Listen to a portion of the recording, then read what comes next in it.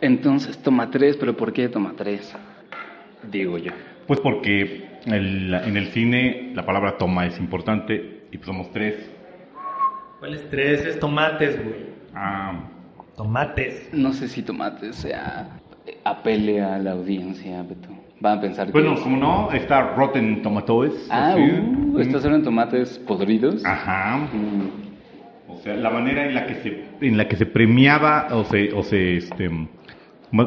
bien en la que se censuraba una mala actuación era tomatazos, entonces. Pero y en la pantalla solo estabas castigando al proyeccionista. De hecho, al dueño del cine, así que le dejabas imperdible, o más bien completamente desgraciada su pantalla llena de tomates podridos. Qué terrible. Mejor toma 3. Es lo que yo pensé originalmente, dije, toma 3. Bienvenidos a un podcast de cine. O eso creo. Sí. You ain't heard nothing yet. Wait a minute, I tell you ain't heard nothing.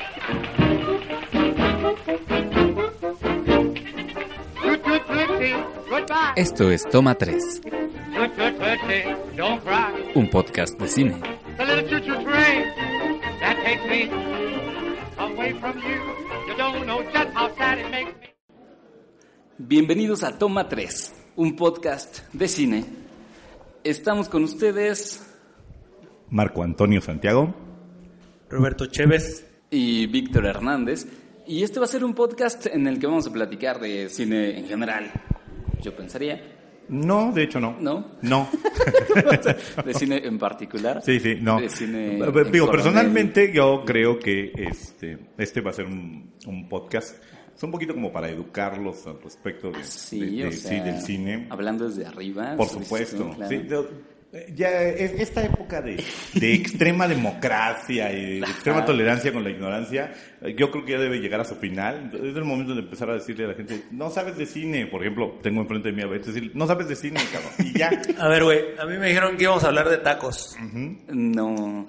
¿No? Taquerías en la Ciudad de México, ¿no? Podríamos hablar, pero sería un podcast distinto.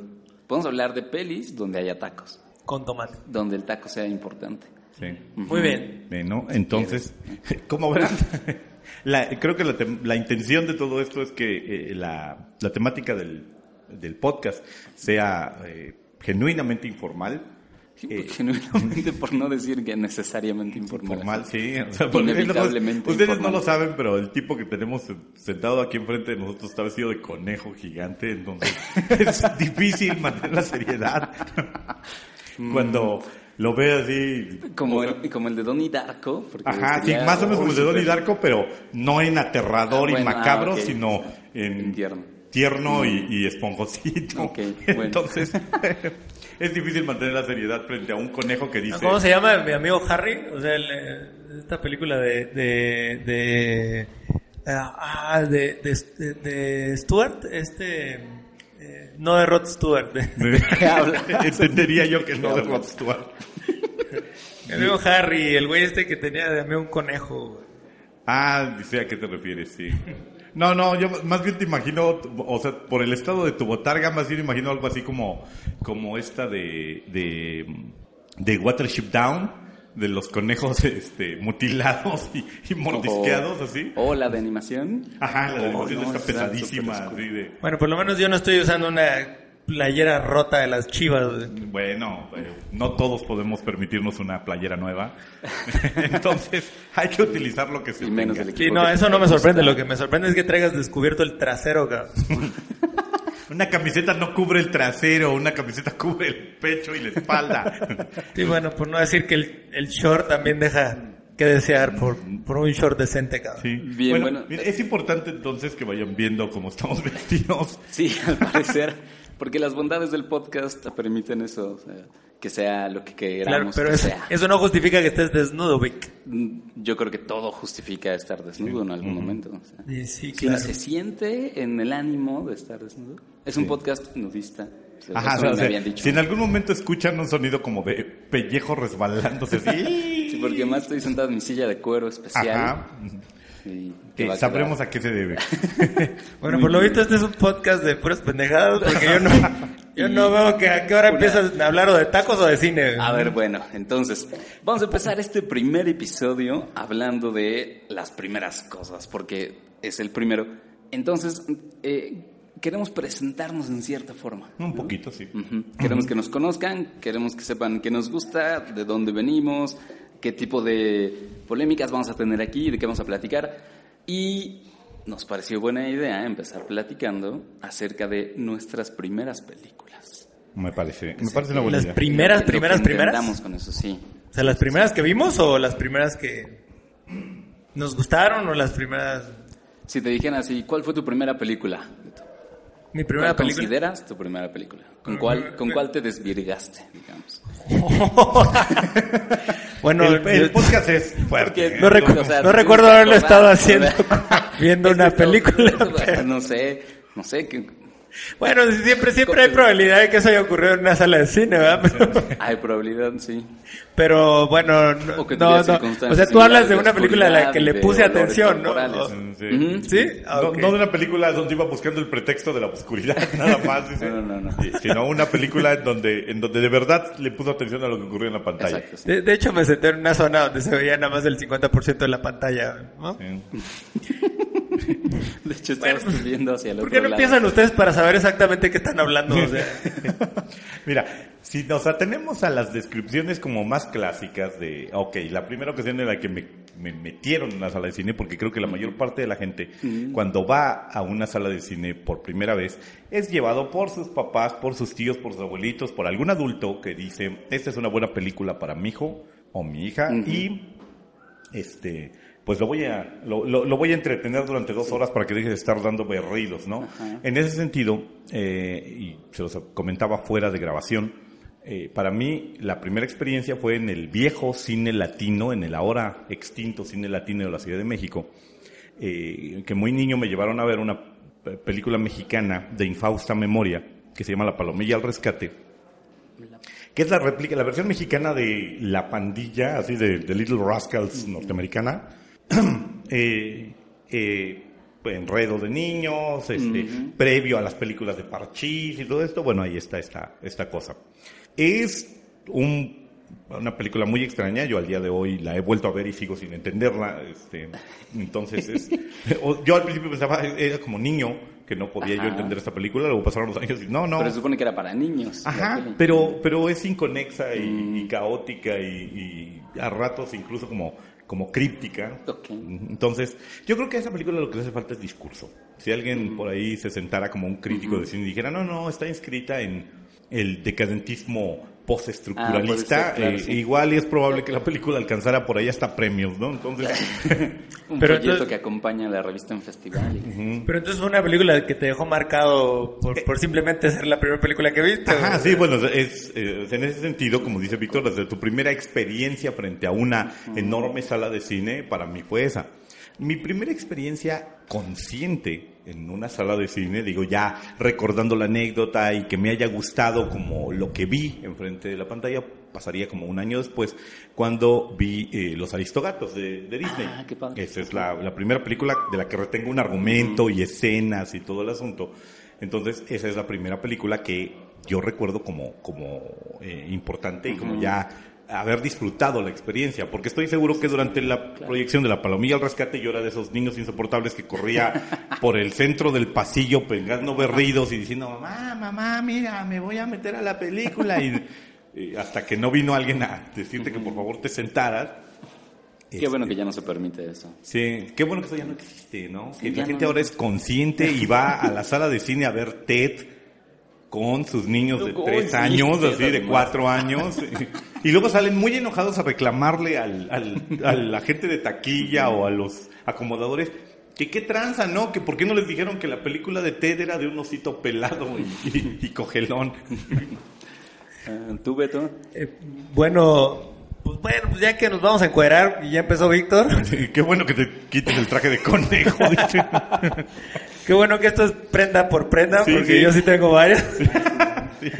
Entonces, pues bueno, pues si vamos a hablar de primera película de la que tengamos memoria, pues yo recuerdo haber ido a una gran sala de cine por primera vez en Mazatlán, Sinaloa. Yo allá tuve mi inocente infancia. No me digas. Allá viste la primera luz. De ahí viene tu Así acento, es, la entonces. primera luz cinematográfica. Muy bien. Así se ¿Y, tú, quiere, ¿Y tu primera luz biológica también fue allá o no? No, eso sí no lo recuerdo, pero sí me acuerdo haber ido al cine allá en Mazatlán. Qué bueno. Y bueno, allá había un cine en el centro de Mazatlán, muy cerca ahí del ayuntamiento, llamado el Cine Zaragoza. Y pues bueno, yo creo que uno recuerda, bueno, solo si tienes una memoria tan portentosa como para acordarte de una película sin mayor significado en tu vida, pero sí te acuerdas que entraste a verla. En mi caso no es así. Yo recuerdo haber visto una primera película porque pues de algún modo me dejó marcado, ¿no? O sea, esa película fue el extraterrestre. Entonces, mira nada más. esa película, pues, yo estaba muy interesado en verla, pues precisamente porque eran los primeros años en que sufríamos de ese despliegue en mercadotecnia alrededor de una película. Y pues bueno, Steven Spielberg... O sea, ya estaba empezando eso de promocionar las pelis con carteles. Bueno, claro, de manera masiva, ¿no? Porque claro, digo que de algún modo eso pues venía ¿no? Pero, ocurriendo mucho antes, ¿no? Pero yo creo que Steven Spielberg vino a generar un cambio junto con George Lucas en cuanto a la manera en que se publicitaban las películas. ¿no? Okay. Sí, exacto. Entonces, pues bueno, yo recuerdo haber visto en ese cine esa película y desgraciadamente también recuerdo haber visto algo como La risa en vacaciones, pero eso sí he tratado de bloquearlo continuamente, pero no lo logro. Oye, o sea, es una película que trascendió fronteras, creo que el movimiento empezó en España con Manuel Somers, el papá de David Somers, el vocalista de Los Hombres G. O sea, la fortuna de Manuel Somers como director se debe precisamente a ese descubrimiento de la risa. ¿Cómo se en llama en vacaciones. España? En España debe tener algún nombre extraño de esos de desmadre o algo por el estilo. No estoy seguro de cómo se llama en España, pero parece ser que se le debe a Manuel Somers el concepto de la Candid Camera vinculado a la playa. El jolgorio en veraneo. Ah, sí, seguramente que se llama a Tutiplén. Bueno, que te voy a decir que la primera vez que vi una de estas películas de obras maestras de la historia del cine, de La risa en vacaciones, estamos hablando, lo que le generaba ese encanto para poder irla a ver al cine, pues era el hecho de que todo fuera espontáneo y después te enteras de que nada es espontáneo, de que ¿no? todo estaba armado, sí, efectivamente. Bueno, y que hay que puntualizarlo. Durante muchos años, la mayor parte de los críticos cinematográficos se colocaron así, abrumadoramente, y creo que continúan allí, abrumadoramente en el lado de esto era basura cinematográfica, pero hay que reconocerle su importancia. En un momento en el que el VHS o el video, los sistemas caseros, estaban matando al cine, lo estaban desapareciendo literalmente, fueron de las pocas cosas que le metieron gente al cine. O sea, los hermanos Almada incluso se vieron obligados a hacer la transición al video. El cine de ficheras iba para abajo. Y el nuevo cine mexicano que curiosamente coexistió con esta risa en vacaciones, no metía gente al cine, con muy contadas excepciones no metía gente al cine. Entonces, curiosamente, estas películas ayudaron un poquito a mantener viva al menos la estructura de exhibición. Sí tienen esa pequeña importancia de, bueno, tuvimos que hacer cosas horribles para mantenernos vivos. Sí, esos 80s fueron verdaderamente desastrosos. Pero bueno, ya me di cuenta de tus gustos culposos. Yo nada más las mencionaba porque me acordaba de ese lugar. Y no, pero está padre. No, bueno, sí, yo sí acepto que, mira, es cine, güey. O sea, se apagan las luces, me siento en la sala de cine, a veces, digo, habrá gente que pueda verme y suelo ir al cine temprano, como onda 11 de la mañana, a la primera función, me compro mi café y te lo juro, la película de frente puede ser horrible, no tener sentido, ser una chick flick, yo la disfruto exactamente igual. Para mí el fenómeno del cine es maravilloso y lo disfruto parejo. Qué bueno, porque hay muchas películas donde yo sí salgo a reclamar. Sí, dices, por favor, devuélvame mi dinero. Exactamente. Y así es. ¿Cómo dice este cuate? Es una película que te cambia la vida, ¿no? Sales y dices, he perdido 2 horas de mi vida y nadie me va a devolver esas 2 horas. Así es. Bueno, pues la recuerdo, pues, muy afectuosamente porque pues fue una película que pues era totalmente dirigida a los niños, ¿no? Entonces Steven Spielberg, después de haber hecho algo tan terrorífico como Tiburón, o sea, viene y hace esta película. Pero bueno, tiene su transición, ¿no? Encuentros cercanos. Sí, exacto, pero bueno, yo me refiero a que me hubiera gustado a mí ver en su momento Tiburón en el cine, en una sala de cine, y pues bueno, ya no logré hacerlo. Eso definitivamente me hubiera dejado marcado para toda la vida. O sea, yo sí vi Tiburón, digo, no en su estreno, pero yo sí vi Tiburón en una sala de cine y sí, güey, sí te deja muy mal, güey. Y mira, o sea, recientemente la volví a ver y no puedo creer que esa película todavía tenga elementos que te hagan saltar, sí, ¿no? O sea, sí.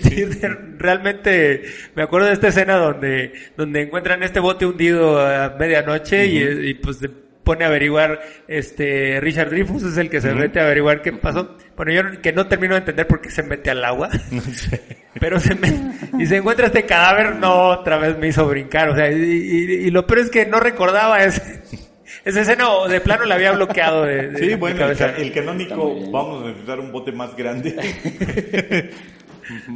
Pero sí, así fue. Bueno, Vic, tienes que decir algo entonces. Por favor, sí, ya nosotros claro. nos pusimos en vergüenza. No, porque es que está padre que además las lecciones que ustedes hicieron para contar refleja un poquito, o sea, dónde estamos también, ¿no? En la confluencia entre el cine mexicano y el que nos llega a Estados Unidos de forma tan constante y frecuentemente, ¿no?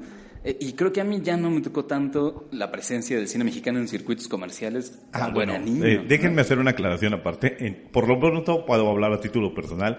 Entre Víctor y yo hay una brecha de 20 años, entonces fíjate. Importante considerar... No se siente.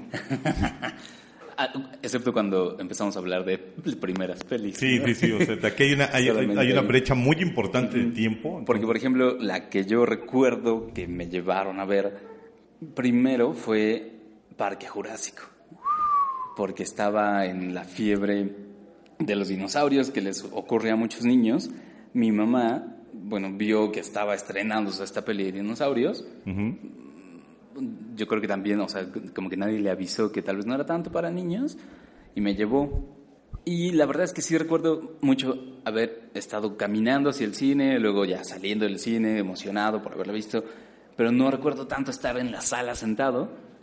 Creo yo porque después ya la vi muchas veces y entonces como que esos recuerdos de las otras proyecciones, incluso, o sea, hace poquito la vi cuando después de los 20 años la pusieron en 4DX y 3D, no sé qué. Entonces, tengo muchos recuerdos de esa peli, pero no de viéndola como tal, ¿no? Y estoy tratando de pensar si tengo alguna otra peli como mexicana, infantil, que haya ido a ver al cine, pero creo que no. O sea, creo que me tocaron, o sea, de las infantiles, cosas como, una cosa que era como Los Tres Pequeños Ninjas o algo así, pero esas eran gringas, entonces... Pero bueno, estamos hablando de películas que vimos en una sala de cine por primera vez, ¿no? Exacto. Ajá. O sea, ese tipo de cosas eran las que yo iba a ver como para niños, ¿no? Y es muy curioso que ustedes dos estén hermanados por Spielberg, aparte. Sí, es muy curioso, ¿eh? Ahí sí tú no, ¿no? Fíjate, curiosamente yo no. O sea, la primera película de Spielberg que yo recuerdo haber ido a ver al cine, bueno, en orden pues de estreno, debe haber sido El Color Púrpura. Y bueno, la vi muchos años después. O sea, El Color Púrpura no es coexistente con esta época. Y yo, por alguna razón, nunca asocié en mi mente a Spielberg con E.T., con Encuentros Cercanos, incluso con Tiburón, como que no lo asociaba.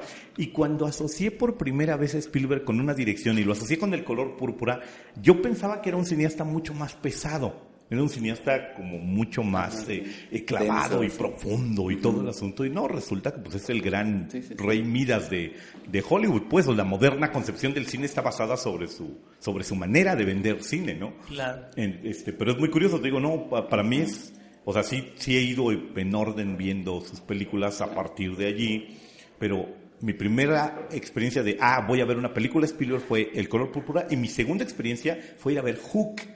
El retorno del Capitán Garfio, que me sacó mucho de onda. Yo salí de Hook como diciendo, qué bonito experimento, pero no me gustó la película.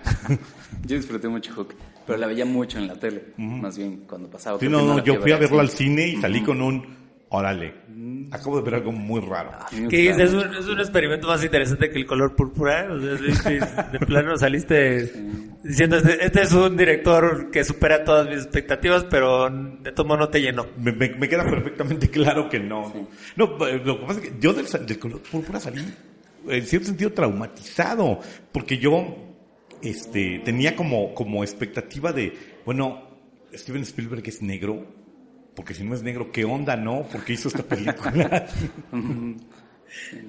Bueno, y ya que hablábamos ahorita de primeras películas, bueno, aclarando de que eso ocurrió como una experiencia en una sala de cine, justo en este momento que se está hablando de esta gran polémica en Cannes contra Netflix. La fotografía, sí. Entonces, donde pues Cannes es un... es un promotor universal del cine dentro de las salas de cine, pues pues está bueno hablar de cuál fue nuestra primera película en ese sentido, pero pero si hubiera que mencionar algo con un origen un poco anterior a eso, yo diría que pues, sería una película mexicana la que entraría en mi primera película. Sí, ¿cuál?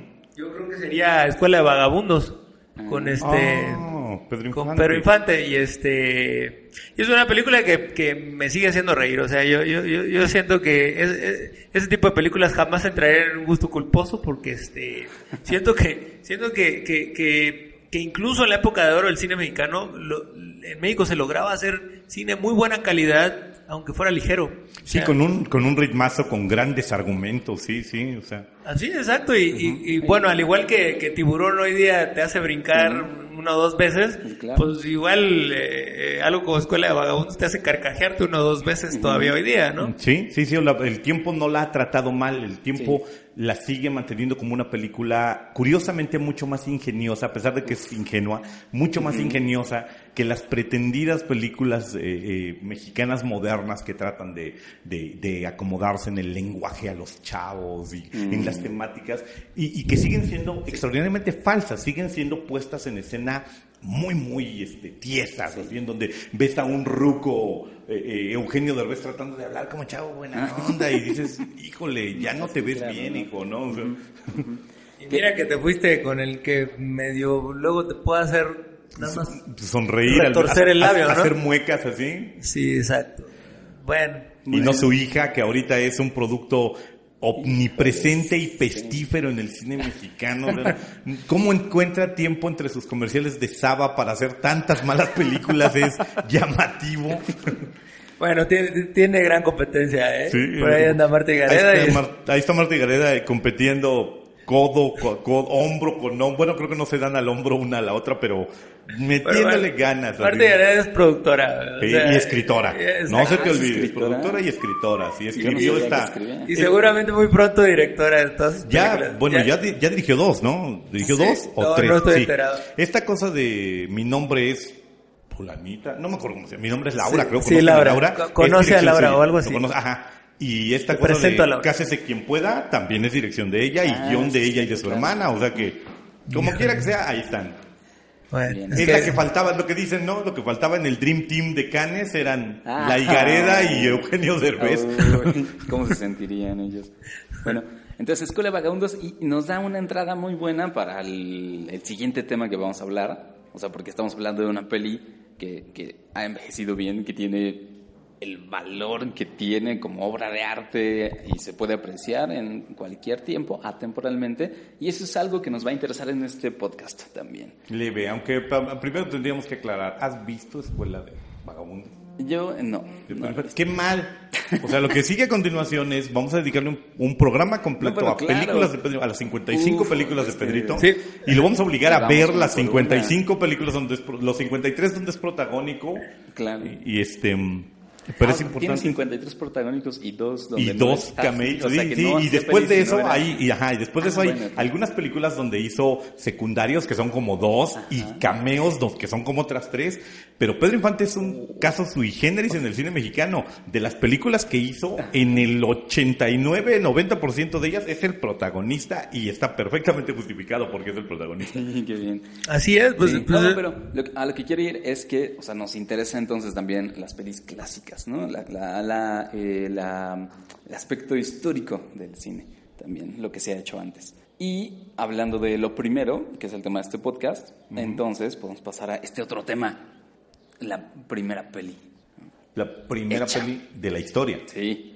Claro. ¿Largometraje o la primera ocasión en la que se capturaron imágenes para que la posteridad pudiera seguir percibiéndolas? Bueno, pues es que, o sea, si incluso ahí hay cosa que ponerse de acuerdo, pues entonces... Hay grandes enfrentamientos al respecto y creo que todos los historiadores coinciden en que, o sea, por ejemplo, los primeros largometrajes ya ocurren cuando el cine lleva su buen ratito funcionando, pero que las primeras imágenes capturadas, las históricas, las que la historia reconoce de los Lumière, 1896, si mal no estoy, o 94, ahorita se me escapa el año Bueno, es que aquí nos estaríamos todo el día hablando de qué fue lo primero de algo que no definimos del todo, ¿no? Ajá, pero a ver, ¿por qué no es claro? O sea, esa es una pregunta que creo pues que es que yo siento que el cine se empezó a construir desde el siglo antepasado, de tal modo que fue bueno y ahora le agregamos un cachito y ahora otro cachito hasta llegar a lo que tenemos hoy día, ¿no? O sea, sí. que realmente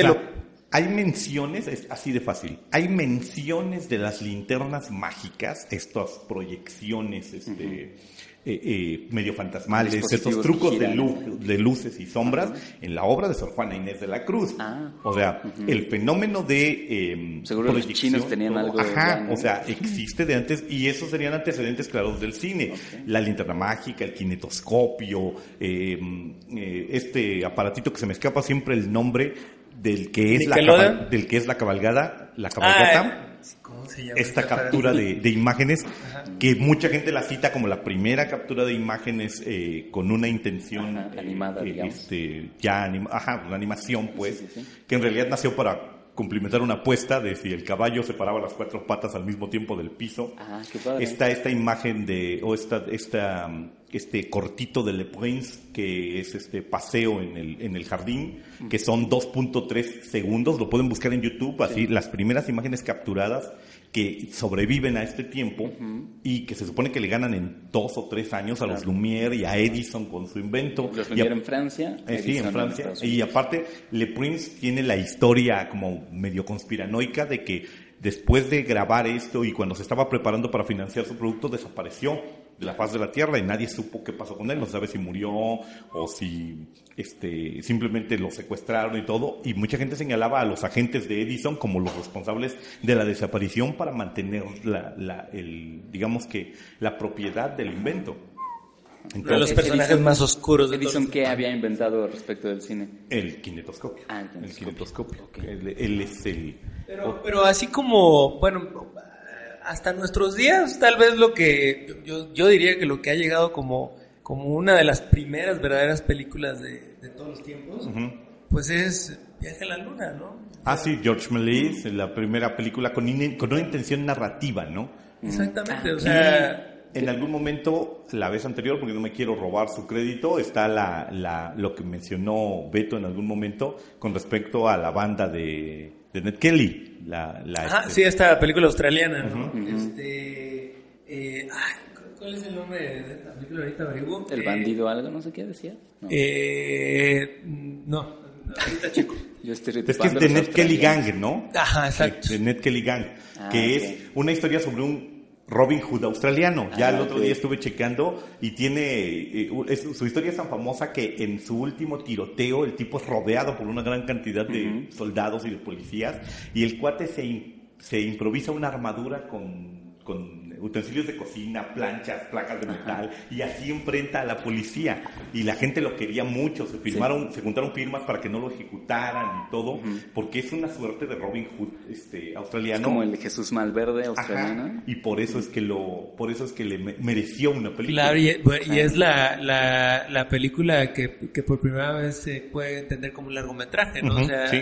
O sea, es curioso porque es como si hoy día nos dijeran, bueno, pues vamos a inventar una película que dure... Bueno, ya existen cosas así, pero una película donde te vas a sentar en la sala de cine y vas a ver 6 horas y no te vas a mover de ahí porque te vas a entretener, ¿no? Sí. Entonces, bueno, pues estamos hablando de los mismos inicios del cine cuando incluso era mudo, ¿no? O sea, no había realmente algo como lo que nos entretiene hoy día directamente en las salas de cine, ¿no? O sea, que fue cuando dio grandes pasos, siento yo, el lenguaje cinematográfico, ¿no? Porque después vendría El nacimiento de una nación, ¿no? Sí, Griffith y el hombre que cambió la manera de narrar cine. Pero a ver, de hecho, el australiano, ¿de qué año es más o menos? Es de 1906, ¿no? Uh-huh. Es de 1906, ya siglo XX, sí. entonces. Exactamente. Pero sí, pues, antes de él, o sea, ya hay mucha gente filmando cortometrajes. Okay, y una gran cantidad de cortometrajes. ¿Viaje a la Luna es largometraje? ¿O No, cortito. es un ¿Cuánto? cortito 8 de- minutos. Ah, órale.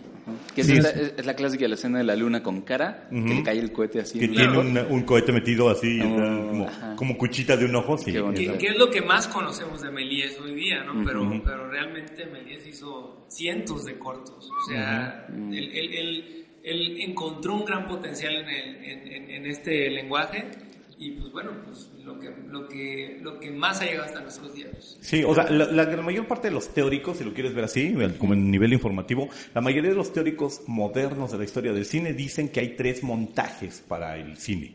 El primero, que es el de los Lumière, la imagen retratada así, tal cual, que sí lleva ya una intención de truco, sí lleva una intención de manipulación, pero es la realidad tomada al natural. Por ejemplo, el Lumière es... Los Lumière el tren son que viene hacia el la tren, todas sus grabaciones de obreros saliendo de la construcción o de la fábrica fulana, Okay. una tarde en las calles de París y cosas así.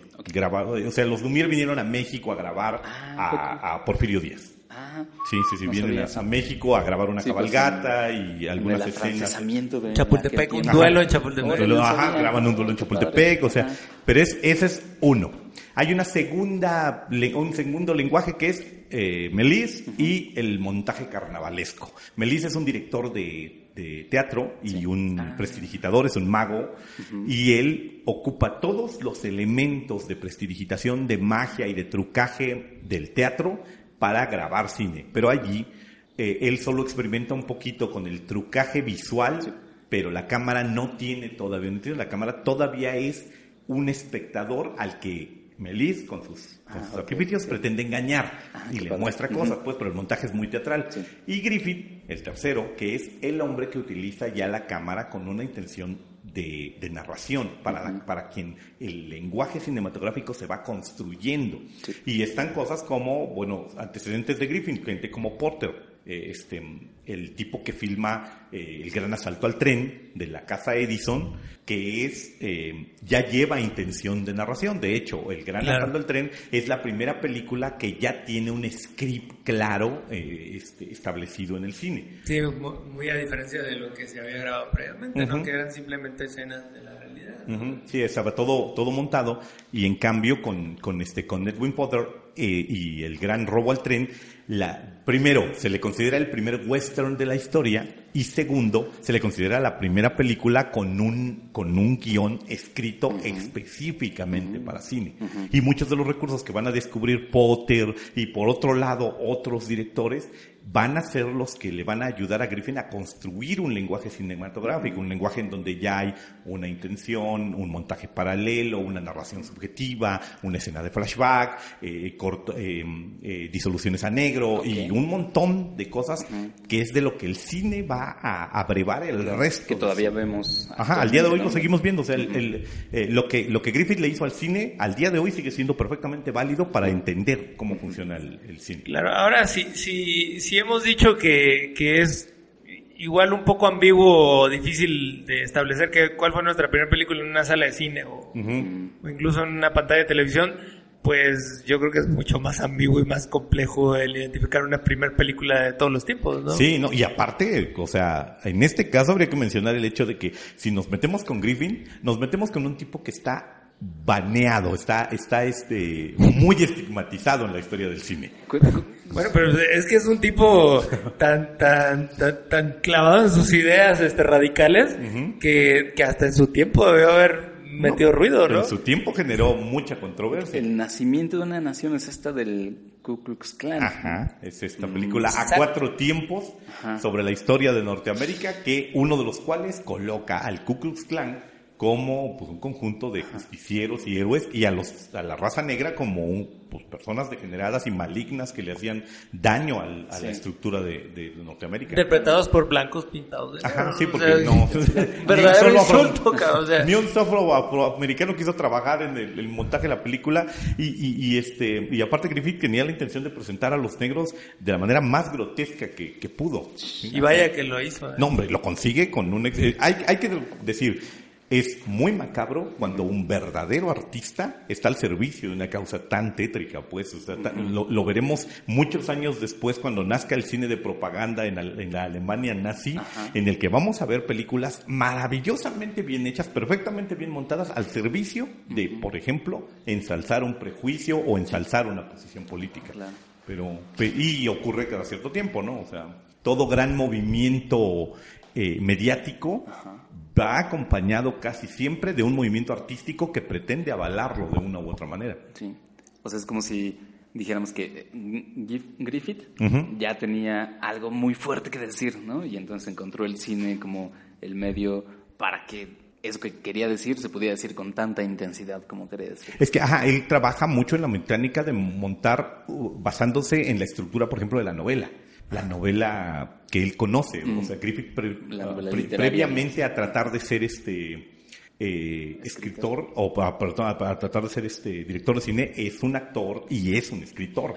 Entonces, esta formación triple es la que le ayuda precisamente a generar un lenguaje mucho más articulado, mucho más armado. Sí, yo creo que para que exista en una generación un gran director, pues tiene que haber el deseo de contar historias, ¿no? O sea, sea como sea, pero y de lo que sea. Pero finalmente yo siento que no hay una gran película en nuestros tiempos, o sea, no hay una gran película sin un buen guión, ¿no? O sea, pero lo que decía Hitchcock, ¿no? Una buena película necesita 3 cosas: un buen guión y un buen guión. Exactamente, o sea, y pues bueno, pues el problema es qué discurso traes en el guión, ¿no? Me hace pensar eso en que además había una audiencia que estaba, bueno, no sé si a la espera, pero que Griffith sabía que esa audiencia iba a ver su peli, ¿no? Y que además iba a apreciarla de alguna manera. Pues sí. Ya para ese entonces, o sea, había como circuitos, cines, bueno, digamos... Están naciendo las empresas, están naciendo las maneras, digo, de aquella época son los famosos Nickelodeons, los cines de Nickel, que por eso se llaman así, la monedita que les permitían, o sea, no eran aparatos. Esos eran los inicios de Netflix. Ajá, sí, el Odeon es el cine. Claro. El Nickel Odeon es el lugar a donde por una moneda de 1 centavo podías entrar a ver una o varias películas. Estamos hablando como de los años 10. Sí, entre los 1890 y tantos y los primeros 10 años del siglo XX.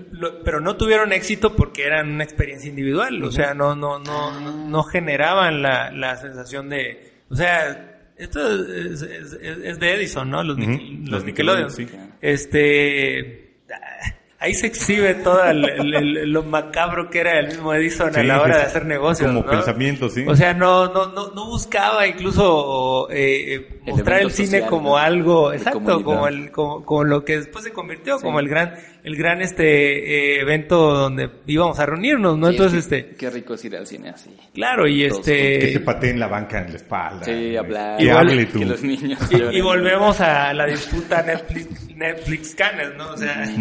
O sea, ¿qué es el cine realmente? O sea, una experiencia en tu casa ahí sentado frente a la tele o una experiencia en una gran sala de cine, ¿no? Entonces, sí. Está diciendo que esa polémica casi tiene 100 años o más. Sí, totalmente, ¿no? Entonces, pero pues ahí se ve claramente, o sea, ¿no? Los Lumière, Méliès, todos estos iniciadores del cine, pues pugnaban porque las películas fueran mostradas en grupo, ¿no? Entonces, y pues bueno, pues alguien como Edison, pues buscaba hacer negocio, ¿no? Él no buscaba otra cosa. Sí, él decía, o sea, lo que yo necesito son personas capturadas con lo que yo les voy a vender. Claro. Entonces, o sea, para él no era un nuevo arte, era una nueva industria, un nuevo negocio. Sí, y de hecho, la razón por la que Hollywood está donde está es precisamente porque los productores de cine iniciales, Sam Baldwin y este señor Mayer, todos los fundadores de las grandes casas de cine de Estados Unidos, huyeron de Nueva York hacia un lugar cercano a la frontera mexicana, con buena cantidad de luz y todo. O sea, pues colocaron un continente entre los matones de Edison y ellos para poder fundar Hollywood. Hollywood Tuvieron que irse hasta el fin del mundo, güey. No cerca de México, sí, al fin del mundo. No, lo que dicen es, ellos se acercaban porque decían, con tantito corremos a la frontera mexicana, estamos en Tijuana, cabrón. Más allá de las leyes de Edison y más allá de los agentes que podían venir a golpearlos y a quitarles las cosas. Que nos defienda Pancho Villa. Sí, lo que dicen es, ellos vienen hacia este lado precisamente porque, de hecho, la anécdota dice que probablemente Hollywood estaría en Flagstaff si Flagstaff, en Arizona, no hubiera estado lloviendo ese día, que cruzaron Cecil B. DeMille y los mandamases que venían con él, que les dijeron, no, pues puedes ir a filmar a Arizona, hay mucha luz. Se asomaron, estaba lloviendo, dijeron, continuemos en el tren. El único día que llovió ese año. Estaríamos hablando del cine flagstaffaniense, Ajá, de la industria flagstaffaniense. Se flagstaffanizó demasiado esa peli. Sí. Qué bueno que no. Qué bueno que no ocurrió. Pero bueno, ya hablemos de otra cosa, ¿no? Que ya no sea, en otro programa hablamos de esto. Que no sea del primer cine. Entonces, presentándonos entonces nuestras primeras experiencias, esta discusión súper rica que creo que retomaremos en algún momento, la parte, digamos, de los inicios, hablando de primeras pelis de género, de terror o avances técnicos en las películas, pero será en su momento, ¿no? Tenemos episodios para... Tenemos rato. tiempo, dice. Sí, claro. O sea, prepárense, los que nos están oyendo, prepárense. No nos callamos fácilmente. No, si no, vamos a hablar un montón. Sí, lo malo es que... ¿Qué onda con lo que dices? Pues pues así son las cosas ahora en internet, o sea, ni modo. Sí. Y la democracia de internet. Esperemos que alguien nos escuche. O sea, todavía no he dicho ningún imperio. Antes de que entremos más profundo. Entonces, lo siguiente que preparamos es, o sea, también a manera de presentación, es decir cuáles son actualmente nuestras pelis principales, el top 3 de lo que hemos visto, ¿no? O sea, cuáles son las pelis que tenemos así en lo más alto actualmente. Okay. No a mí nadie, ¿cómo que preparamos? A mí nadie me dijo que tenía que hablar de eso. Claro que sí, te digo muchas veces. Tú mismo me dijiste así, entonces vamos a hablar de esto. Y yo te dije, sí, ¿cómo no? De las primeras personas. Le dio, o sea, lo que ocurre es que viste 2 palomitas en el chat de WhatsApp y pensaste que lo había leído. No lo leyó, güey. Era un chorro de más de 40 líneas. Entonces, no. Lo abriste para que no tuvieras la notificación. No, es que hablar de 3. Sí, 3. No, mira, no tienes que ponerlas en orden. Me parecen muy poquitas. Ay, sí, no tengo que ponerlas en orden, gracias. Ahí te fallo. Para empezar. O sea, eso es verdaderamente embicharse. Es un poco estar encuerado. O sea, decir como qué nos gusta, qué consideramos bueno y así. Mira, yo lo consideraría así. Es altamente probable, damas y caballeros, quienes nos escuchan, es altamente probable que nosotros digamos en este momento 3 películas y que dentro de 2 semanas nuestra percepción de esas películas haya cambiado y que hayamos dicho, no, ¿sabes qué? Creo que ya me arrepentí. Sí, pues, bueno, es que en tu caso dices unas borracho, dices otras sobrio. Sí, o sea, yo me muevo, soy un hombre versátil. Aparte, borracho y sobrio no soy la misma persona. Entonces, ¿qué sería el top 3 promedio o cómo? En este momento el top 3 sobrio. Mira, en este momento, así sentado ahí donde estás con tu traje de conejo. Ajá. ¿Cuáles son tus 3 grandes películas? Así, Monty Python y El Santo Grial, porque sale un conejo que decapita caballeros, entonces esa es una. Bambi. Estoy haciendo otro conejo, ¿ah? Sí. Donnie Darko, porque es el conejo más aterrador en la historia del cine. Y seguido cerca de estos conejos de la peli animada. De Watership Down. Y mi amigo Harry. Y Stuart Little, que no es un conejo. Pero es cerca, sí. Pero está muy cerca, dice. Ok.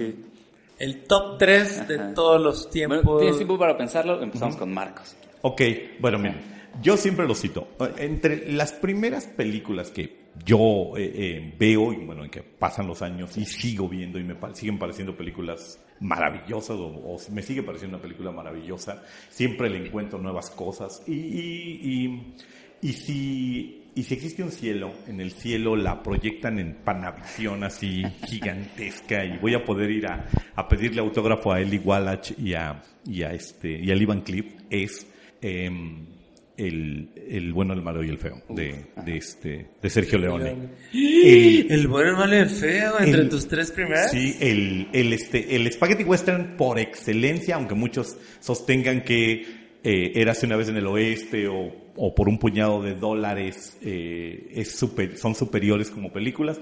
A mí El bueno, el malo y el feo es una película que siempre me transporta y me parece maravillosa. La fotografía, las actuaciones, la historia, es una película aparte kilométrica. La música de Morricone es maravillosa, entonces yo acepto que es una de mis películas que yo siempre colocaría en una lista de mis películas favoritas.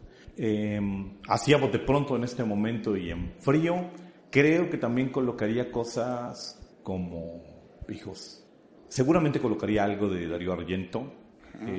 Probablemente El pájaro de las plumas de cristal. Darío Argento es un director italiano, italiano. Padre, uno de los exponentes más brillantes del giallo, las películas de cuchilladas.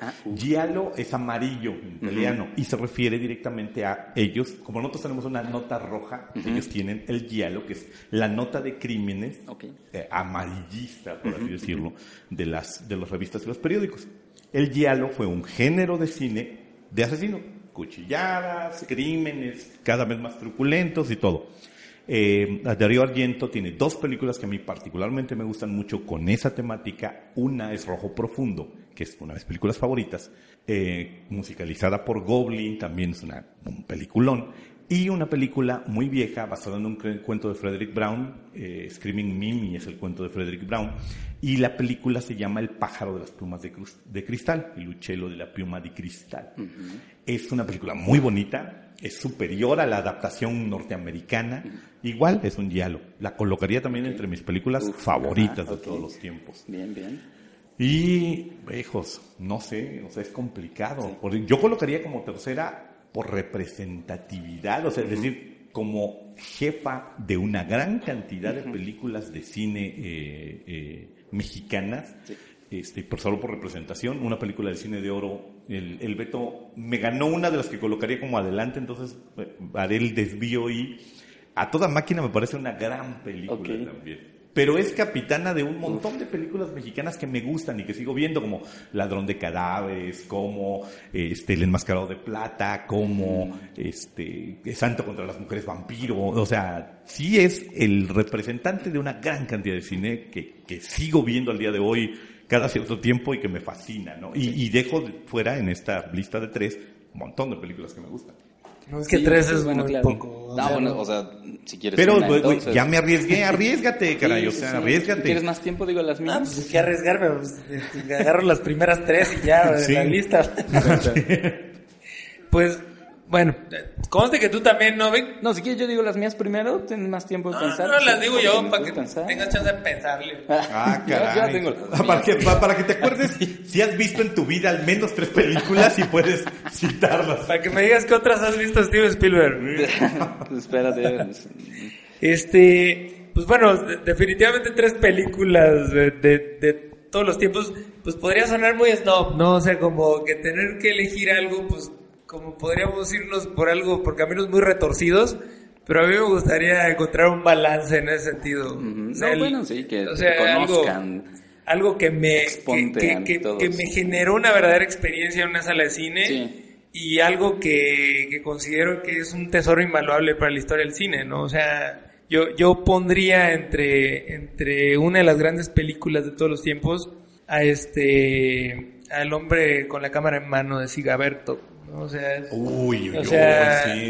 O sea, este documental, pues yo creo que representa uno de los grandes documentos cinematográficos de siempre, ¿no? O sea, yo siento que es una verdadera joya en fotografía. O sea, yo creo que fue la primer gran película con una verdadera apreciación fotográfica. ¿De qué año estamos hablando? Estamos hablando, creo que es 1920.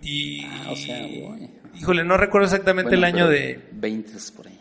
Sí, exacto. Todo esto es Sí, un documental mudo, ¿no? En pleno auge de el cine soviético rudo, porque ahí está Einstein y compañía. Entonces, sí es en pleno, y es una fotografía que influenció 40 años posteriores de cine, ¿eh?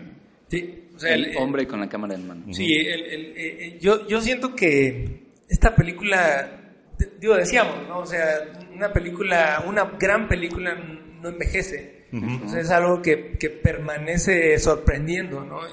Y bueno, pues a diferencia de tal vez un Tiburón de Steven Spielberg que te pega 2 brincos después de tantos años, o decíamos Escuela de Vagabundos, que te saca 3-4 carcajadas y la vuelves a ver. Pues esta película te sorprende de principio a fin si la vuelves a ver. O sea, realmente no puedes creer que alguien concibiera el mundo de esa manera al generar un registro cinematográfico de él en estos años primigenios del cine, ¿no? O sea, pues es increíble lo que hizo Vertov, ¿no? O sea,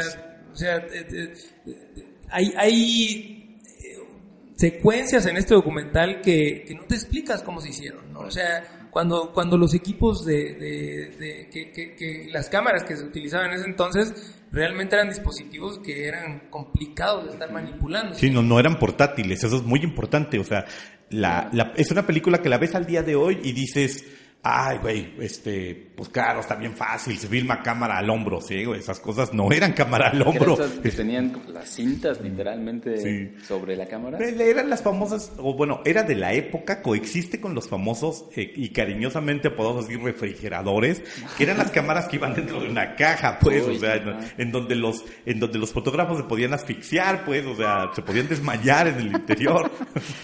Entonces bueno, esa sería una de ellas. Y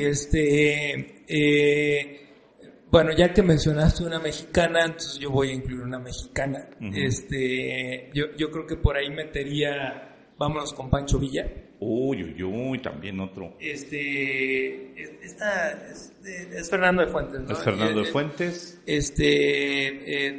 Creo que es también de esos tiempos, de la década de los 20. Es 1928, si la memoria no me falla. Sí, exacto. Fernando de Fuentes de Vámonos. Y cuando recién iniciaba el cine sonoro. Sí, o sea, es una de las primeras películas del cine sonoro mexicano. Ya casi es 30, ¿no? Sí. Y es una gran historia. O sea, yo siento que es la gran película de la Revolución Mexicana, ¿no? Entonces, sí, extraordinariamente cruda. Es una película que curiosamente, estando tan cerca del evento, le pega muy fuertemente a la figura del revolucionario, que luego fue, gracias a nuestro muy bien amado PRI, que se volvió a la revolución institución, la figura del revolucionario se volvió sacra. El revolucionario era un hombre de límpido corazón y heroicos ideales, combatiendo por un puñado de tierra, así. Era como Emiliano Zapata, pero almibarado, higienizado, limpiado hasta que no quedaba ni una partícula de duda moral o de ambigüedad moral.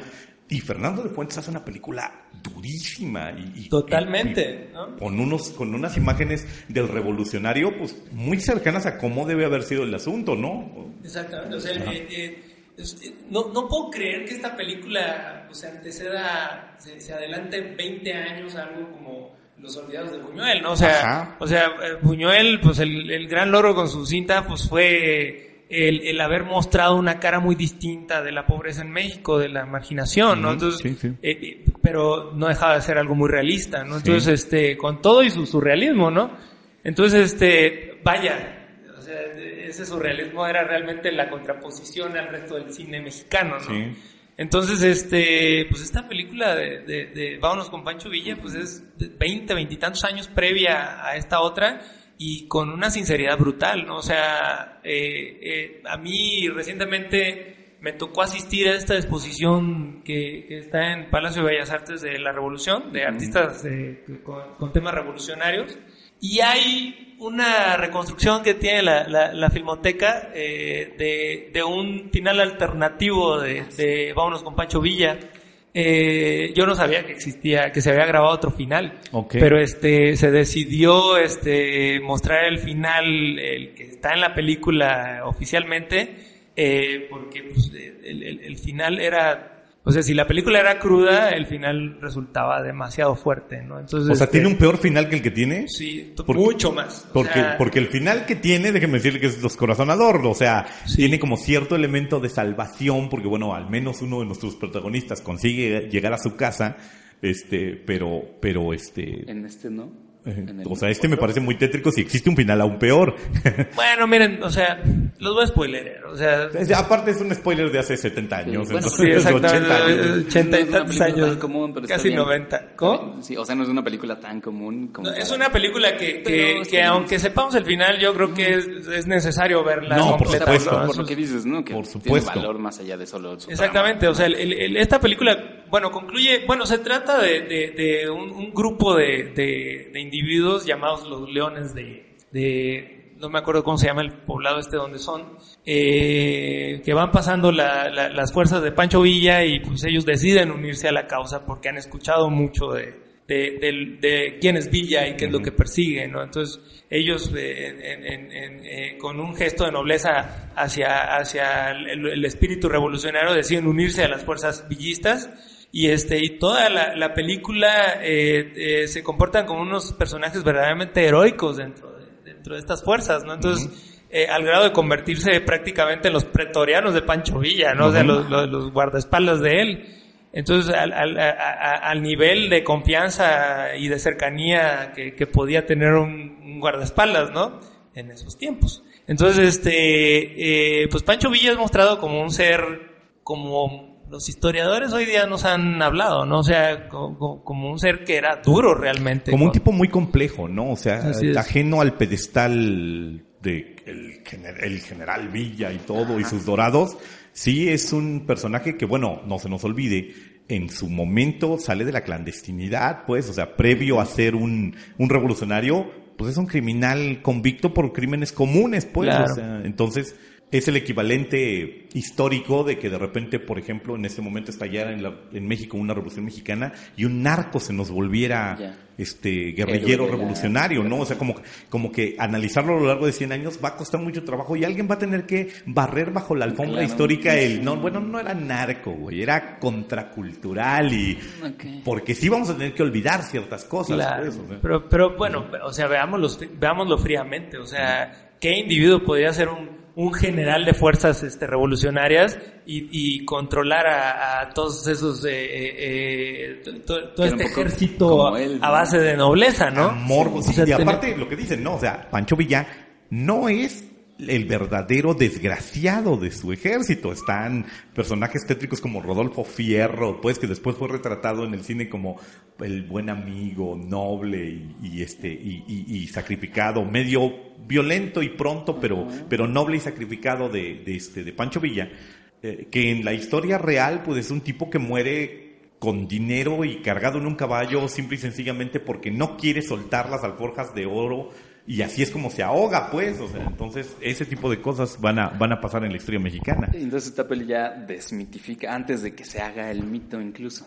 Sí, exacto, o sea, creo que todavía eran años muy recientes, muy cercanos a la revolución, como para que realmente se generara una aura histórica que ha llegado hasta nuestros días, ¿no?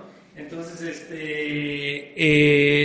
yo considero a Vámonos con Pancho Villa pues, un documento muy cercano a lo que verdaderamente ocurrió, ¿no? Entonces, Fernando Fuentes crea una verdadera obra maestra del cine mexicano, ¿no? Entonces, no les voy a contar los finales, Ok, traten de averiguar claro. cuáles son. Igual le dedicamos un episodio en algún momento. No sé. Pero sí indaguen, tal vez por ahí en YouTube podrán encontrar el final alternativo, no sé si por ahí se haya subido. Es una historia. ¿Salió recientemente esto, el final alternativo? ¿O ya se sabía? Pues es una reconstrucción que hizo la Filmoteca y tenía por ahí, se Ahora. tiene por ahí guardado, ¿no? Entonces, Ok. es increíble, ¿no? Que pareciera que los finales alternativos son algo muy cercano a nuestra época, pero pues es algo que siempre ha existido, o sea, O sea, que de repente le recomienden al director hijos, esto está muy pesado, hazte uno más amable. Ahí se tomó una decisión. Sí, no, si yo la primera vez que vi Vámonos con Pancho Villa hubiera visto el final alternativo, o sea, híjole, no, es que no puedo creer tanta crudeza en algo que es blanco y negro y lejano, o sea... O sea, es increíble, o sea, la potencia que tiene. En el final clásico es así de sencillo. En el final clásico, en el final desgarrador de esta película, de su momento climático, Pancho Villa le ordena a uno de estos hombres prenderle fuego a un carro cargado de enfermos de tifo. Sí. O sea, le ordena a uno de estos leones, el del fulano, préndele fuego a estos cuatro. Donde uno de ellos ya está enfermo, ¿no? Y uno de ellos está enfermo. Y el otro tipo tiene que enfrentarse a la disyuntiva de morir a balazos ahí por víctima de Pancho Villa o prenderle fuego o meterle un tiro a su mejor amigo, pues claro, al único amigo que le queda restante, porque Pancho Villa le dice... Pero mi general es fulano, te estoy dando una orden. Y ese es el final buena onda, pues. O sea, claro. Entonces, ya nos podemos imaginar el calibre del final mala onda. Y está el detalle donde Villa le permite ausentarse, ¿no? De las fuerzas. Sí. Y él, pues, en un gesto, pues, decide despedirse de él y él lo rechaza, ¿no? Porque lo puede contagiar. Sí. O sea, o sea, el general tampoco es como se pone en riesgo. Sí, por supuesto, pero pues... y es muy creíble, pues, que se haya ocurrido algo así. De que las cosas ocurrieron así, sí, es muy interesante. Porque aparte, la película refleja este extraño inconsciente suicida del mexicano. O sea, es una película que la ves al día de hoy y tal vez su lenguaje sí es un poco teatral. Sí, o sea... carece de los insultos que debieron de haber tenido las épocas revolucionarias, pero fuera de eso es un lenguaje, o es una película que retrata cómo somos los mexicanos y cómo hacemos de repente las cosas. O sea, hay un momento en el que uno de estos leones muere porque se retan a una suerte de ruleta rusa estos tipos, en los cuales simplemente toman una pistola martillada, se rodean alrededor de una mesa y arrojan la pistola y pues, la pistola cae y se detona en la mesa y puto el que se raje, puto el que se quite de la mesa. Pues, así es. O sea, verdaderos hombres valientes, sí, ¿no? Sí, o sea, hombres que no tienen miedo a morir en la oscuridad, ¿no? Pero un gran reconocimiento para Fernando de Fuentes, o sea, la escena es verdaderamente dramática, o sea, pues una escena, una ruleta rusa, bueno, está cargada de dramatismo, pero pues depende mucho de cómo manejes la escena para que tenga un gran impacto en el espectador y Fernando de Fuentes lo hace magistralmente, ¿no? Yo creo que yo vi otra escena de esa potencia hasta Michael Cimino y el cazador. Sí, hasta allí es donde vuelvo yo a ver una película de ese calibre. Y siento yo que comparado con esta escena de Vámonos con Pancho Villa, acá hay sobreactuación, ¿no? Sí. Bueno, eso es muy curioso. Pues sí, dediquémosle un episodio, ¿no? Vámonos con Pancho Villa. Sí, o pienso yo. Yo diría que podríamos hacer una película, o bueno, un programa de la figura de Villa o la figura revolucionaria en el cine mexicano, pues. Y no solo mexicano, pues. Sí. Porque bueno, pues ahí está Gringo Viejo y todos sus... Sí. Y toda su visión extraña. Y lo digo también para que ya nos cuentes tu tercera peli. Bueno, pero antes me gustaría agregar algo. O sea, cómo incluso el cine, o sea, podríamos nosotros creer que hay pues una serie de películas que han venido a desmitificar lo que fue la Revolución Mexicana, porque pues, es la historia que tenemos hasta nuestros días. Y pero si revisamos atrás, o sea, si estamos muy acostumbrados al cine a color, de formato digital, etcétera, o sea, con remontarnos un poco podremos darnos cuenta de que ese cine también nos hace sentir cosas y no solo eso, o sea, son documentos que están reflejando una verdadera época, ¿no? Entonces, yo considero que eso el espectador debería de considerarlo a la hora de rechazar un tipo de cine nada más por la textura, ¿no? Entonces, bueno, es una invitación. Sí, no, sí. Reitero, me uno a la invitación de Beto. Sí. Y bueno, mi tercera película, híjole, no, la verdad es que está muy difícil esto. Pero pues, prácticamente mi tercera película pues es la película que tengo que escoger, ¿no? Déjenme decirles, para los que no nos pueden ver, Beto está sufriendo, suda Sí, y llora. Güey, pero es que es la botarga la que me hace sudar. Estás enviando mensajes urgentes así de ayúdenme, díganme pelis. Alguien, sí, o sea, tercera, no he visto 3 en mi vida, por favor, alguien. Le van a mandar un Guardianes de la Galaxia 2 o algo por el estilo ahorita. No.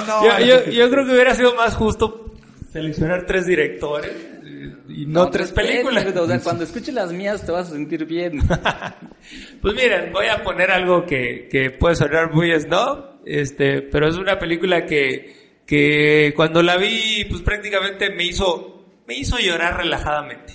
¿No? O sea, no fue la película que me hizo lágrimas suaves. Así es, o sea, y lágrimas suaves por la poesía que hay en ella, ¿no? Ajá. Entonces, yo pondría en estas 3, que después pondré otras 3, sí. Y después otras y cada otras año, y otras. Si quieres, cada año hacemos. In the Mood for Love, de Wong Kar-wai.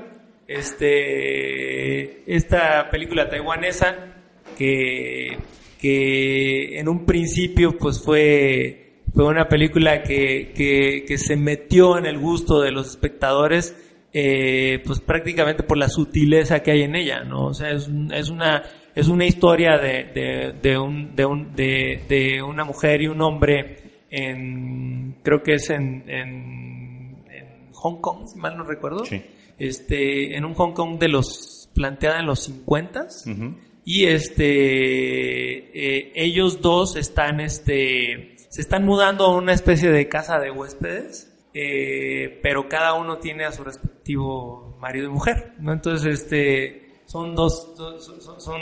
una pareja que se conoce en esta casa, y conforme va evolucionando la historia nos vamos dando cuenta de que está surgiendo una historia de amor entre ellos, ¿no? Ajá. O sea, todo está contado con tal lujo de detalle y sutilmente mostrados los personajes y sus emociones, al grado de que pues los otros, el mundo alrededor pues prácticamente es nada más un contexto, ¿no? Incluso las parejas de ellos no vienen a aparecer en ningún momento en la historia. O sea, sí hay sugerencias de que están ahí presentes, pero en ningún momento los conocemos, ¿no? Entonces, es una historia que prácticamente está contada sin que los dos protagónicos en una historia de amor se toquen. Entonces, pues digo, todo obviamente pues pasan cosas, ¿no? O sea, para aquellos que están pensando que Beto no está describiendo una película de Wong Kar-wai, sino de Eric Romer, ¿sí? Esas películas en donde no ocurre absolutamente nada. Sí, pero eso es lo grandioso de esta película, o sea, todo eso que debería de pasar en una fair de estas características, pues en realidad no está ocurriendo, o sea, no lo estamos viendo, o sea, nosotros somos individuos que solamente logramos ver lo que logra ver cualquiera de los personajes que están a su alrededor, ¿no? Okay. Entonces, vemos cómo los gestos, los movimientos, los cruces por la calle, cuentan esa historia de amor, ¿no? Entonces, yo siento que es la obra maestra de Wong Kar-wai, y pues bueno, es una de las grandes películas de amor que se hayan hecho de todos los tiempos, ¿no? Entonces, yo por ahí recomendaría mucho esta película. Y bueno, pues por ahí hay como 50 que pondría en esta tercera selección. Sí. No, de hecho, o sea, creo que básicamente ese es el gran problema. Nos cuesta mucho trabajo. El reto que nos pone Beto o Víctor de circunscríbete a 3 es muy complicado. Claro. Y me sorprende que Beto elija In the Mood of Love de Wong Kar-wai. ¿No lo ves como un tipo sentimental? No. Me sorprende mucho porque efectivamente es girar hacia otra panorámica, pues, o sea, te obliga, a mí, por ejemplo, me obliga a reconsiderar el Maldición, tendría que haber mencionado al maestro Kurosawa, buscar otras latitudes, sí, también para buscar el cine poderoso, y que escoja una película señaladamente sutil en un cineasta tan sutil como Wong Kar-wai, pero para todos aquellos que no lo han visto, o sea, vean ustedes, el ejemplo más claro de cómo hace cine es su versión de Ip Man, el de Grandmaster, el gran maestro. Es una película de artes marciales sin artes marciales. Eso tiene que ser un triunfo, pues, o sea. Bueno, que creo que eso sí le acarreó que la película no fuera del todo buena, ¿no? Pues que no le gustara a la gente más que cualquier otra. Bueno, habiendo una Ip Man tan buena, ¿no? Ajá, pues una Ip Man como más del gusto del público, ¿no? Claro, pues que es esperarías del maestro Bruce Lee, ¿no? Ajá, sí. O sea, todo menos sentarse. Sí, todo menos que la película, la escena climática de arte marcial, son dos grandes maestros peleando por un panecillo. Ajá. Y que es una gran escena, déjame decir. No la he visto, ¿eh? ¿No la has visto? Sé que tiene una gran fotografía. Ve Grandmaster, no es una mala película, pero es una película muy lenta. Vela para hacer el episodio. Claro. Porque Wong Kar-wai sigue vivo, ¿no? Sí, por Todavía está supuesto. produciendo pelis. Claro, entonces, Vivo y vamos en a- activo. Vamos a tener oportunidad de mencionar en algún momento su Créeme última que no. peli y entonces Créeme que no. dirección. Porque no ocurrirá. No voy a Wong dedicarle Kar-wai. un programa a Wong Kar-wai, así. Qué fiaca. Puede ser un programa sutil, así 5 minutos. Sí, un programa de 5 minutos callado en el micrófono. Puede ser donde solo sean las miradas. Bueno, entre nosotros. ahora ¿qué pasó? estás tratando de escurrir el bulto. ¿Cuáles son las No, tres yo tuyas? creo que no. Yo media hora esperando a Beto. No. Ahora sí, Vic, te llegó la te hora, vas la a verdad. sentir bien después de que yo diga las mías, porque a ver, yo preparé las mías. ¡Ah, qué tramposo! No, Esto o sea, vamos de pronto con nosotros. No, y- claro que no. Vaya, o sea, ya las tenía en la mente, a eso me refiero, y, o sea, a diferencia de ustedes, no podría cambiar una después de lo que ustedes dijeron, porque reconozco que mi cultura cinematográfica no es tan amplia, entonces es una selección como más sentimental, digamos, ¿no? En ese sentido, como mucho más emocional. Aunque el público afuche, pues es quien soy, no puedo decir que no. Entonces, a ver, o sea, menciono Parque Jurásico también, o sea, después de todo, esta primera que vi que me impresionó tanto y que cuando la vuelvo a ver me llena de tanto asombro, tiene escenas que me simbran por completo por la forma en la que están construidas o no sé. O sea, todavía siento la majestuosidad cuando veo la primera escena donde sale el dinosaurio de cuello largo, el Diplodocus, o sea, siento así bien profundo, ¿no? Como el asombro que están sintiendo los personajes se me transmite por completo, ¿no? Eso no deja de pasar ninguna vez que la veo. Déjenme decirles entonces que Víctor solo ha visto el Parque Jurásico, es la única película que ha visto. De todas las otras solo ha oído hablar en Wikipedia, pero esta es la única película que ha visto. Pero bueno, y supongo en tantas cosas, ¿no? que influye en ti tu formación, ¿no? O sea, esa... Todo niño de biólogo, 10 claro. años es un paleontólogo, paleontólogo, sí. es un dinosauriólogo aparte. Todo niño de ¿Qué le 10 dices años. niño, Vic? O sea... Sí. No, me Porque refiero es que tiene 10 años. Sí. De intelectuales, tiene 4. Ahora, tengo una pregunta antes de que continúes con... ¿Esto significa de alguna manera, o bueno, más bien, esto me permitiría preguntarte qué opinas de sus posteriores, de sus secuelas, pues, o sea, de todo lo que ocurrió con la franquicia del Parque Jurásico? ¿Qué opinas de las siguientes películas? ¿Alcanzaron el encanto de la primera en algún momento? Yo creo que la 2, sus 8 primeras partes, o sea, como el 80% de la peli sí lo alcanzó, excepto cuando el tiranosaurio visita la ciudad. La tercera, tiene dinosaurios, está bien. Y creo que la más reciente es más bien como un comentario al respecto de las películas de monstruos. O sea, es como un meta-comentario, no tanto Parque Jurásico. Yo siento que está pasando lo que pasa con todo, o sea, con Alien, con lo que sea, con Star Wars. Sí. Es la misma historia contada otra vez y otra vez y otra vez. Sí. O sea, Pero la buena es la primera. La última, la de Mundo Jurásico. Ajá. Trevorrow se llama, ¿verdad? El director Colin Trevorrow. Creo que sí intenta decir algo acerca de eso que está pasándole a estas pelis, ¿no? O sea, como que tienen que tener más efectos y así, cada vez más grandes, aunque no sean naturales, aunque sean completamente inventados. Me pareció un mensaje interesante, ¿no? Sí. Una reflexión para vista así. A mí me parece, o sea, personalmente me pareció que la última era, de hecho, enormemente tramposa. Es una película hecha desde la caseta del contador, pues. O sea, es muy evidente que la película se hizo pensando en pesos y, bueno, en dólares y centavos. Claro. A mí eso fue en todo caso lo que me dijo. Sí, no dudo que pero como Edison que- haya estado detrás de esa Ajá, película. Pero sí, como sí. que en un momento es cínica en eso, ¿no? O sea, lo reconoce, porque los que crean el parque reconocen que también lo hacen por dinero, igual que los productores de la peli y el director lo hacen también por eso, para que sea majestuoso y se estrene y la gente vaya Bueno, a verla, que o la es- gente visite el parque. Por eso me parece que funcionan Claro, esos que, dos niveles. que esta última es una de las 25 históricas que han sobrepasado los 1.000 millones los de 1.000 dólares. millones Sí, de... o sea, pero sí, bueno, o sea, colocado en esta lista, pues ahí está, Rápidos y No, Furiosos, no lo pues, digas, o sea, no lo está digas. rápido y nos podemos desviar, así que nada más, o sea, Voy a la segunda entonces. vamos a la segunda, por favor. Que Sí. también es conexión muy personal, ¿no? El Imperio contraataca. Dentro de la saga Star Wars, que me declaro completo y total fan geek de Star Wars. El Imperio contraataca, aunque el público abuche. Una de las mejores segundas partes de todos los Una de las tiempos. mejores segundas partes de todos los tiempos. ¿No? Y además, que también, o sea, también la vi de niño, me tocó verla. Ahora la disfruto muchísimo. Los primeros minutos de esa película son así también tan emocionantes, como te meten en estas escenas de guerra. Cuando aparece así como desenfocado el AT&T en la nieve, dices así, ¿qué está pasando? O sea, es realmente transportarte a ese mundo fantástico, ¿no? Como Jurassic Park lo hace a su modo, el Imperio Contraataca creo que lo logra más que Star Wars, la primera, a pesar de que Star Wars como que tiene de inicio como se plantea el escenario y ya eso debería ser el universo nuevo y ya eso debería ser como transportarte, pero creo que lo logra mucho más el Imperio, ¿no?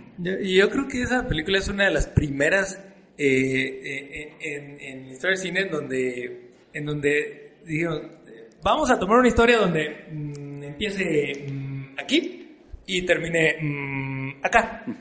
Y quedó muy bueno. Quedó muy Sí, bueno. ¿No? sí.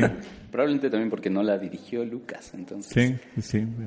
Bueno, no la dirigió Lucas, pero trabajó creativamente Trabajó detrás. creativamente. O sea, Lucas sirvió para lo que sirve Lucas realmente, Exacto. que es como un gran productor, como un gran Y como artífice detrás, pero dejándole el la creador chamba del mundo, especial, ¿no? la chamba especializada a la gente que podía hacer la chamba especializada allá. Sí, allá yo abajo, siento sí. que esa película injustamente se considera como que no es de él, ¿no? O sea, yo creo que el gran logro de esa primera trilogía fue las manos que nunca sacó de ahí George Lucas, Sí, ¿no? no, es como, por ejemplo, mucha gente que señala, ¿no? Para mí el caso de Lucas en el Imperio Contraataca y en general en la trilogía inicial de Star Wars es el mismo caso de cosas como, por ejemplo, el caso de Burton y el extraño mundo de Jack. Que todos en la mente tenemos que lo dirige claro, el extraño mundo de Jack lo dirige Tim Burton, pero no lo dirige Tim Burton, pues, o sea, pero es evidente que sin Tim Burton, el extraño mundo de Jack, Bueno, o sea, claro. de Nightmare Before Christmas no sería lo que es, pues. Sí, o sea. estoy de acuerdo, eso es un gran ejemplo, pero incluso a mí me gustaría especular, o sea, siempre sobre qué hubiera pasado si George Lucas no hubiera querido tener tanto control sobre A New Hope. O sea, si él se hubiera permitido ser ese productor que fue en el Imperio Contraataca, o sea, ¿qué hubiera sido de esa primera película que de todos modos fue algo muy histórico, ¿no? Ajá, O sea, histórico, y que no le tenían tanta fe. Exacto. O sea, tal vez por eso él dijo, pues yo lo hago todo porque Claro. nadie me entiende, Ajá. ¿no? Y ya una vez que está establecido que funciona, pues ya puede como hacerse un poquito Claro, más pero fácil. tal vez aquí cabría aclarar que él no dirigió la siguiente por el desgaste físico que tuvo Sí, en la no, primera. por supuesto, porque da mucho. Y aparte, o sea, el nombre de Lucas, o sea, lo que pasa es que ahora lo tapan el importantísimo evento que es su saga de Star Wars. O sea, lo cubre por completo. Pero Spielberg ya se había hecho una buena reputación para Hollywood con American Graffiti, que es la comedia, Es que dijiste Spielberg. Perdón, sí. George Lucas se había hecho ya una reputación con American Graffiti, que es la mamá de todas las comedias juveniles que van a venir en los 80s. Es la comedia juvenil por antonomasia. El tipo de ahí gana dinero, los productores lo respetan, o sea, lo que ocurre, o sea, Lucas sería un buen director y sería conocido por películas de ese estilo, pero el problema es que lo tapa Star Wars, pues, o sea, Star Wars cubre cualquier otra historia que él haya filmado o filme en el futuro. Para el inconsciente del mundo, George Lucas es el director de Star Wars, pero no es un tipo, o sea, que no cuente con la fe y el apoyo de los estudios. Claro, pues, o sea. A New Hope fue borrón y cuenta nueva, ¿no? Porque Pues muy poca gente conoce THX, o sea... Sí, su Te refieres al sonido de la saga. Justamente. Eso sí lo conoce mucha gente. Ajá. No, nos referimos a esa película de George Lucas que realmente Que es genera... como de un androide. ¿De qué trata THX? Es 1984, o sea, es el argumento de 1984, un poquito cambiado y todo. Un mundo futurista donde la gente vive en bóvedas, apartadas, sin sentimientos, y de repente aparece un disidente. Sí, si mal no estoy, incluso creo que mucha gente la llama la tesis de George hecho, Lucas, así. Pero yo siento que es el antecedente directo de Star Wars. Por supuesto, ¿no? O sea, se ve dónde están sus gustos, sus obsesiones, qué es lo que va a hacer en el futuro. Los antecedentes de Star Wars son La Fortaleza Escondida y las otras películas de espadachines de Kurosawa, güey. Lo cual ya convierte a Star Wars en una caricatura. Sí. Pero qué caricatura. Pero, tercera película, por favor. Tercera película. Sí. Esta también es por lo que me hace sentir cada vez que la veo. Y, bueno, me gusta pensar que ya es con un poquito más de, como de atención, de sensibilidad quizá al cine. Porque es No Country for Old Men de los hermanos Coen. Sin lugar para los débiles, como lo pusieron aquí. Para los pesos pesados del cine independiente norteamericano. Los hermanos Coen, y esta peli en particular me parece tan fantástica, que tiene tantos mensajes, tantos niveles, como se puede leer de muchas formas, además de que por momentos es deliberadamente ambigua, pero a veces es extraordinariamente literal y funciona de las dos formas. Entonces, y las actuaciones de todos, el tono de la peli. Y la demostración de que ellos son grandes directores, porque luego el mismo, nuestro bien amado Ridley Scott va a tratar con otra novela de Corman McCarthy, con esta cosa del abogado del crimen que le pusieron aquí, y es una película fallida donde las haya. O sea, los Coen entienden muy bien el material con el que están trabajando. Claro. Y bueno, pues ellos mismos lo escriben, ¿no? O sea, los Coen son los maestros, siento yo, del subtexto. Uh-huh. O sea, realmente hay muchas líneas debajo a la hora de estar viendo una escena de una película de ellos, ¿no? Sí, pues por eso es que es tan bonito, por ejemplo, El Puente de Espías, porque es un guión de ellos, y hubiera sido muy interesante saber cómo lo hubieran contado que hubieran contado ellos en lugar de Spielberg, ¿sí? O sea, es una desgracia ser un buen o gran director y dirigir un guión de ellos, ¿no? Sí, o sea, de siempre se van a preguntar. Por ejemplo, ¿a ti te gusta No Country for Old Men? ¿Tú has visto Barton Fink?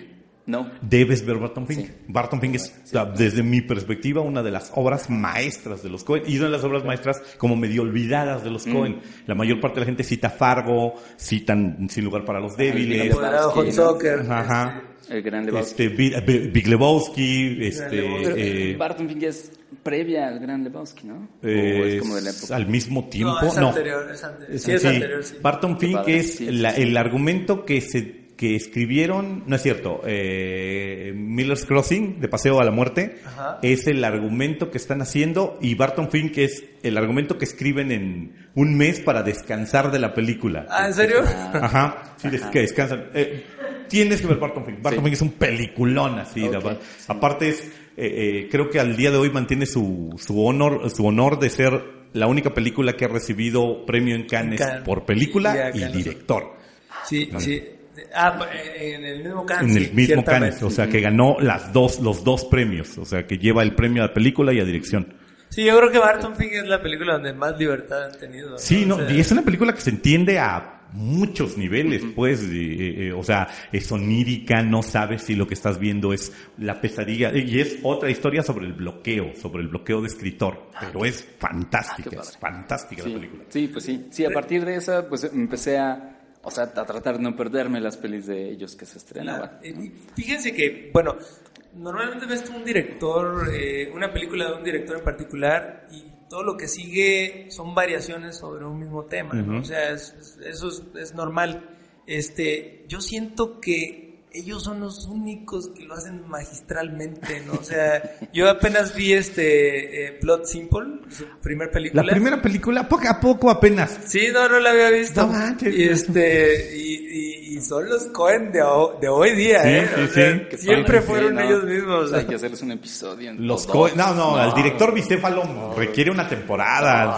El director Dos Cabezas y sus películas. Lo que me gustaba que contabas que dirigen ambos las pelis y es como si fuera una sola persona. Sí, de hecho, bueno, las declaraciones de muchos de los actores que han trabajado con ellos, de Jeff Bridges, de John Turturro, todos ellos, es que que es sobrenatural verlos trabajar, que lo que dicen es, te acercas y le preguntas a uno de ellos, oye, fulano, ¿cómo quieres que esta escena? Y el tipo te da una explicación, te dice, no, pues quiero que hagas esto.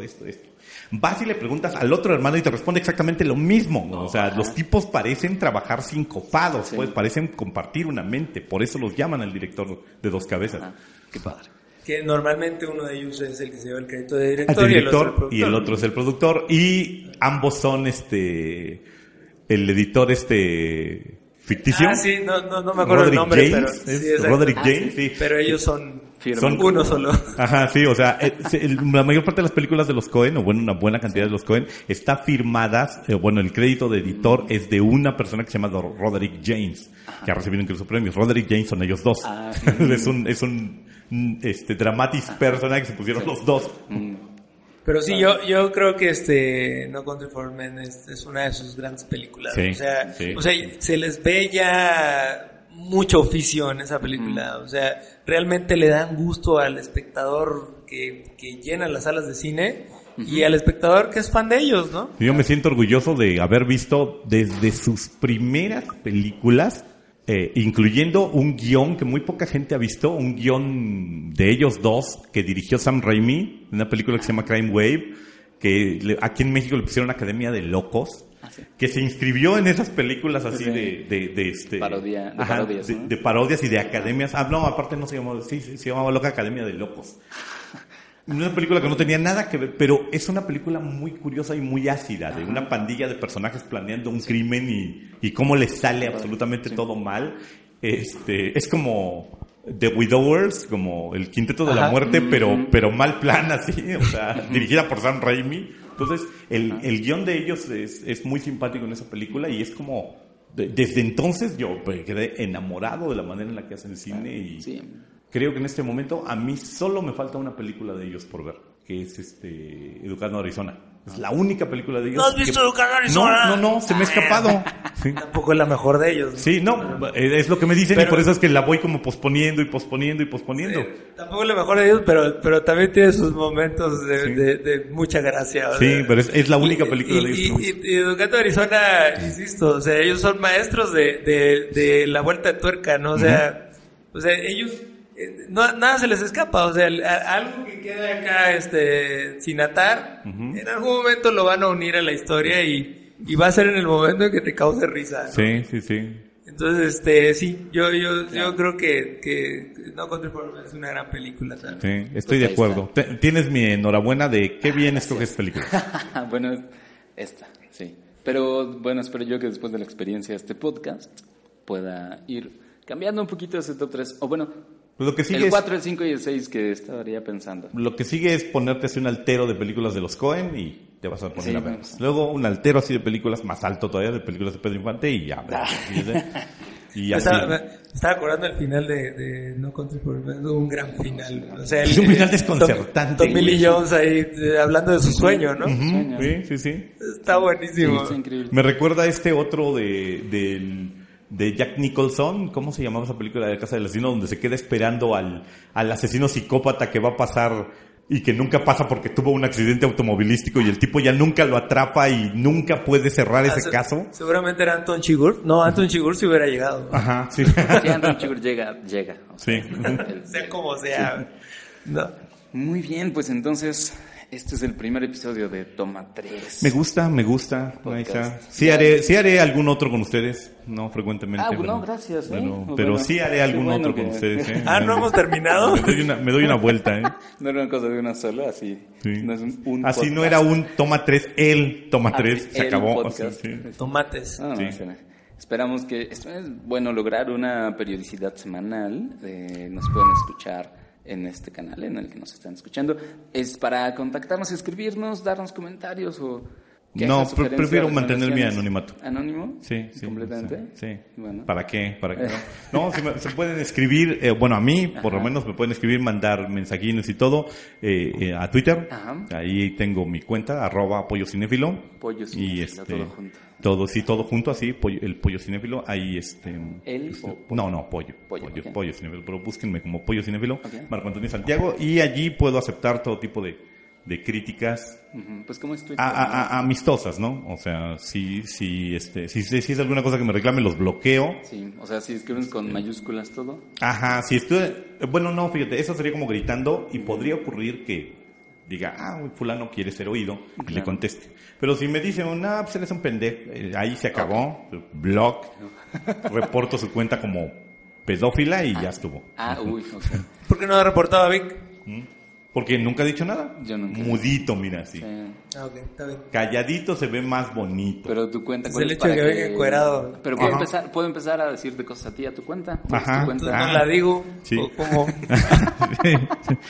Averíguala, dice. Bueno, no está difícil. Es @ChevesRo. Chévez. ¿Con S? Aunque advierto que Donald Trump tuitea más que yo.